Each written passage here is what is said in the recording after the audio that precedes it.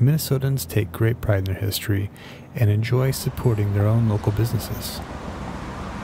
In northeast Minneapolis, the Johnson Street merchants on 29th and Johnson have long served the community as the central heartbeat of commerce. Of all the places that have come and gone over the years, the bakery has stood the test of time. I gotta think that this business here, this bakery here, is probably the longest business on the corner. Not Sarah Jane's, but the bakery itself. We make everything with these. This is what we use to make our products. We don't take it out of a box, you know, we use these. If I can't find somebody to come in here and do what I'm doing, you know, it's going to close. And it's been the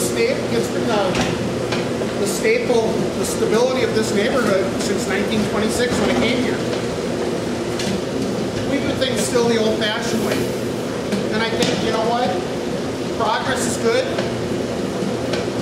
You know, and the new way of doing things is good. But I think there's still people out there that like things done the old-fashioned way. You know, things made from scratch, things made by the hands, kind of like their mom used to make. Yeah, you can do. I make an old-fashioned donut. You know, most places take their old-fashioned donut and they cut it out. They cut it out by hand. I mean, they cut it out in the machine. I cut all mine by hand. I cut all my raised donuts by hand. Most people use a machine or take them out of the box. My stuff's all done by hand. So yeah, so I am an artist.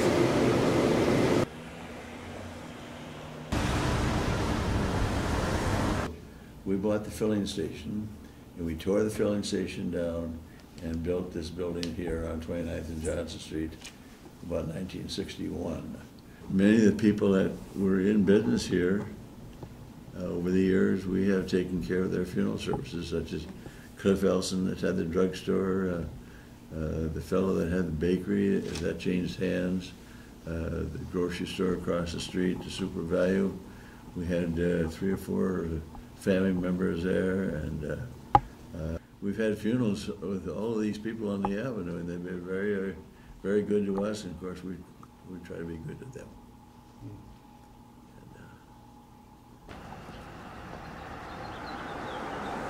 So I've been in this space for 11 years with 3 different businesses. Mine, which was Oh Cool Baby, and then I had a graphic design studio here for a couple of years, and then Sarah opened Rewind next door, and it expanded over here, and so now I've just been here ever since. So whatever this becomes, I'll be here.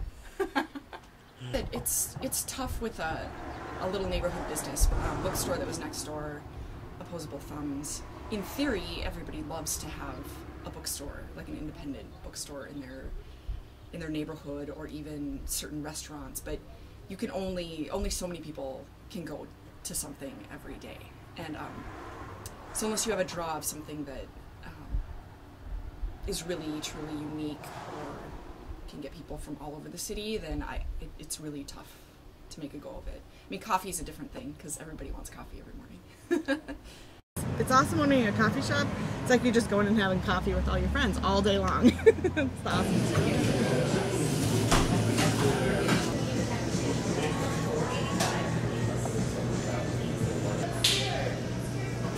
It's 35W that direction, where a lot of our customers come from, was just completely cut off. You'd have to go up over to 94 and zigzag around, and then people weren't coming this way to go to work downtown anymore. They were taking Stinson or Central, and everybody just kind of went around us. So it was hard.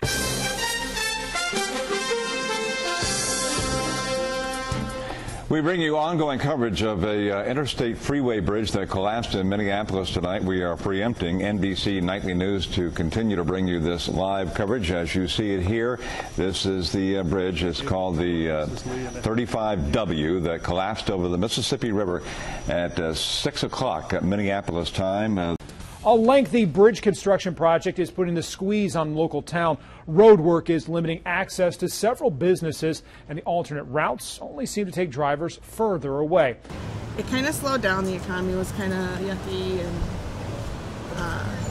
The coffee shop that was previously here closed. At first, when the bridge collapsed, we kind of thought it wouldn't make that much of a difference. I know certain businesses thought that, like Mary at Audubon Coffee, just because this is a main way to get downtown. You would take Johnson Street straight to 35W. And then at the time, Pop Restaurant was open and Snap. And it didn't really dawn on me until the bridge was back up how much business was coming from downtown just for lunch. The cars would be lined up all back, and you'd see people, you know, in groups. And even where I used to work downtown, I would see little groups from where I used to work would come just to have lunch there. And so I think it did affect them. I guess us stubborn people just stayed in the corner, like we're not going to go anywhere.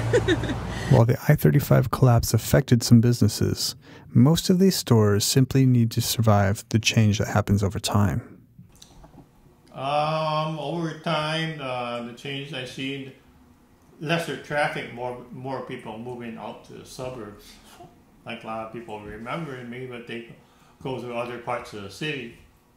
They moved. Well, I've been here for 50 years, and then things do change after 50 years.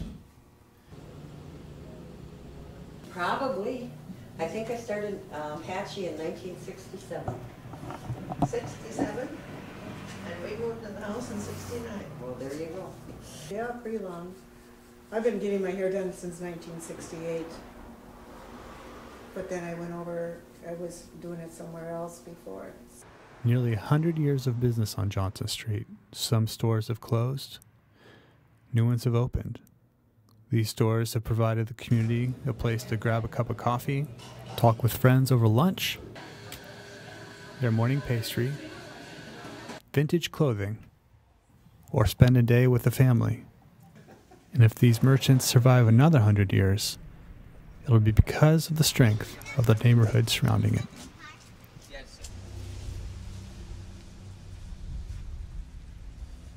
You can't do this job with a computer. You can't do it. It's impossible. So, yeah, this business has always been the stability of this neighborhood, always. Good little community. It's a good bedroom community here. And I think a lot of the people that are here do patronize the avenue. And like we did when my wife and I were first married, we lived in this little double bungalow here, and we always enjoyed being on the avenue. It was an easy place to shop, and we got to know everybody very well. And it's a good area here. We like it here.